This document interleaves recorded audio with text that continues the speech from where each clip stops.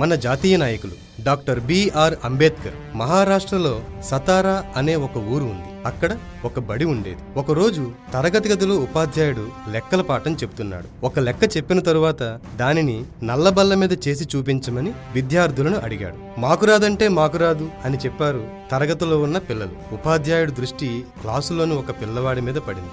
నల్లబల్ల మీద లెక్క చేయమని ఆ అబ్బాయిని అడిగారు. ఆ అబ్బాయి లెక్క చేయగలడని ఆయనకు నమ్మకం ఉంది. నిజంగా ఆ అబ్బాయి లెక్క చేయగలడు. ఆ అబ్బాయి ఉత్సాహంతో లెక్క చేయడానికి బల్ల వైపు వెళ్లబోయాడు. అంతలో క్లాసులోని పిల్లలందరూ గగ్గోలుగా అరిచారు. ఎందుకంటే వాళ్ల భోజనం గిన్నెలు ఆ నల్లబల్ల వెనకే ఉన్నాయి.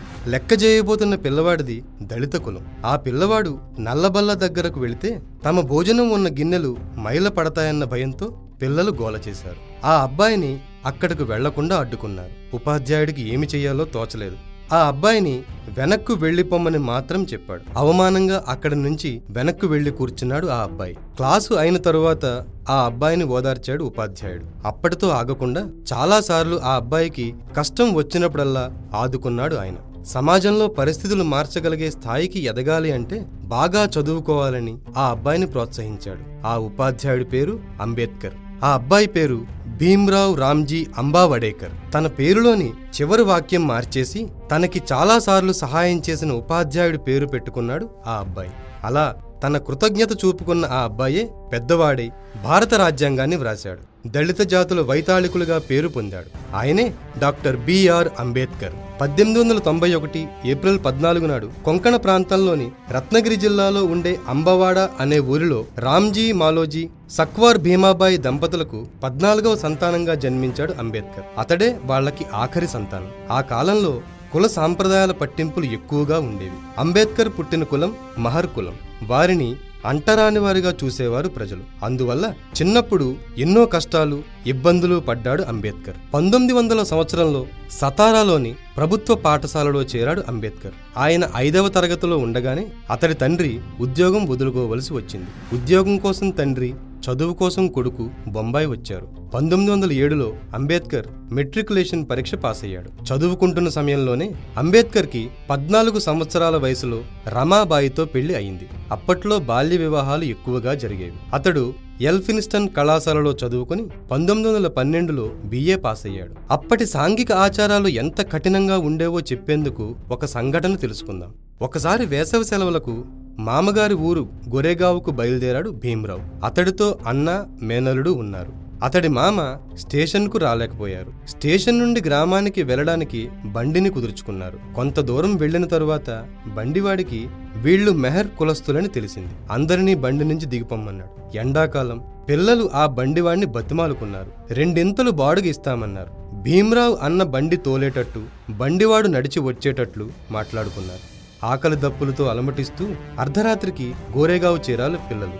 వీధి కుళాయి నీళ్లు తాగుతున్న భీమ్రావును కొట్టి మంచినీరు కూడా త్రాగకుండా గింటివేశారు కొందరు గ్రామస్తులు. కులం పేరుతో భీమ్రావును అవమానపరిచారు.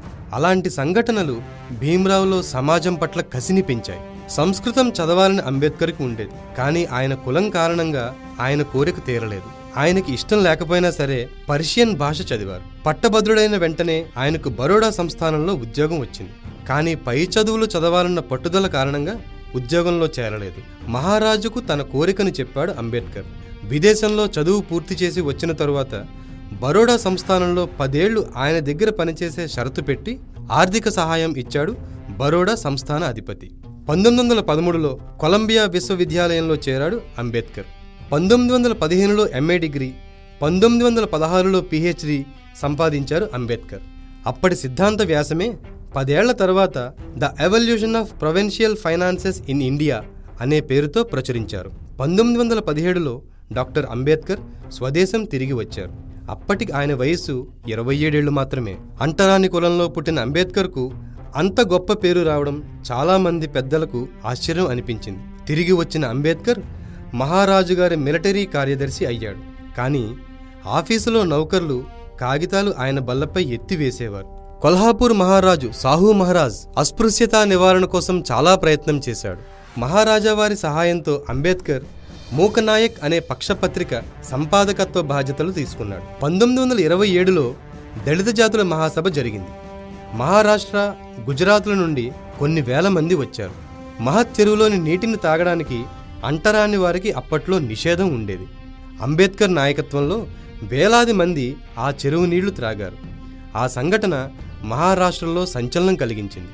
1927లో అంబేద్కర్ బహిష్కృత భారతి అనే మరాఠీ పక్షపత్రిక ప్రారంభించారు. 1931లో రెండవ రౌండ్ టేబుల్ సమావేశ సన్నాహాల సందర్భంగా అంబేద్కర్ గాంధీజీని కలుసుకున్నారు. ఆ తరువాత రౌండ్ టేబుల్ సమావేశాలకు లండన్ వెళ్లారు. 1932లో బ్రిటిష్ ప్రభుత్వం కమ్యూనల్ అవార్డును ప్రకటించింది. దాని ప్రకారం అస్పృశ్యులకు ప్రత్యేక స్థానాలు లభించాయి. ఎర్రవాడ జైలులో ఉన్న గాంధీజీ నిరాహార దీక్ష ప్రారంభించారు. కొన్ని సంవత్సరాలు అస్పృశ్యతా నివారణ కోసం, అంటరానితనం పోగొట్టడం కోసం, దళిత జాతుల హక్కుల కోసం కొన్ని సంవత్సరాలు పోరాటం సాగించారు. భారతదేశానికి స్వాతంత్ర్యం రావటం, రాజ్యాంగ పరిషత్తు సభ్యుడిగా ఉంటూ అంబేద్కర్ ఎంతో శ్రమపడి రాజ్యాంగం రచించాడు. ఆయన జీవితం ఆఖరి మజిలీలో చెప్పుకోదగిన అతి ముఖ్యమైన విషయం అది. అప్పటి కేంద్ర మంత్రి శ్రీ టి.టి. కృష్ణమాచారి గారు ఒకసారి ఇలా అన్నారు: రాజ్యాంగ రచనా సంఘంలో నియమించబడిన 7గురిలో ఒకరు రాజీనామా చేశారు, మరొకరు మరణించారు, వేరొకరు అమెరికాలో ఉండిపోయారు, ఇంకొకరు రాష్ట్ర రాజకీయాలలో మునిగిపోయారు, ఉన్న ఒక్కరిద్దరూ ఢిల్లీకి దూరంగా ఉన్నారు. అందువల్ల భారత రాజ్యాంగ రచనా భారమంతా డాక్టర్ అంబేద్కర్ మోయవలసి వచ్చింది. అయినప్పటికీ రాజ్యాంగ రచన మొత్తం ఆశించిన ప్రమాణాల ప్రకారం మాత్రమే జరిగింది. ఒక బ్రాహ్మణ కుటుంబానికి చెందిన శారదా కబీర్ను 56వ సంవత్సరంలో పెళ్లి చేసుకున్నారు అంబేద్కర్. మొదటి భార్య 1935లో మరణించిన తరువాత జరిగిన వివాహం అదే. 1956 అక్టోబర్ 14న నాగపూర్లో అంబేద్కర్ బౌద్ధ మతాన్ని స్వీకరించారు. గాంధీజీతో అనేక విషయాల్లో భేదించిన తాను మాత్రం మతం మారదలుచుకున్నప్పుడు మాత్రం దేశానికి చాలా తక్కువ ప్రమాదకరం అయిన దానిని ఎన్నుకుంటానని, బౌద్ధం భారతీయ సంస్కృతిలో భాగమని, ఈ దేశ చరిత్ర సంస్కృతులు తన మార్పిడి వల్ల దెబ్బతినకుండా చూచానన్నారు. హిందువుగా పుట్టిన అంబేద్కర్ హిందువుగా మరణించలేదు. నిరంతర కృషితో సాగిన ఆయన జీవితం ఉద్యమాలకు ఊపిరిపోసింది, ముఖ్యంగా సాంఘిక సంస్కరణలకు. ప్రసిద్ధ రచయిత బెవెర్లీ నికోలస్ డాక్టర్ అంబేద్కర్ భారతదేశపు 6గురు మేధావులలో ఒకరు అని ప్రశంసించారు. మహామేధావిగా, సంఘ సంస్కర్తగా, న్యాయశాస్త్రవేత్తగా కీర్తి పొందిన డాక్టర్ భీమ్రావ్ అంబేద్కర్ 1956 డిసెంబర్ 6న కన్నుమూశారు. ఒక దళిత కుటుంబంలో పుట్టి ఎన్నో అవమానాలు భరించినప్పటికీ అలాంటి వాటిని అడ్డం అనుకోకుండా శ్రమ, పట్టుదలతో దేశం గర్వించదగిన గొప్ప వ్యక్తిగా ఎదిగాడు అంబేద్కర్.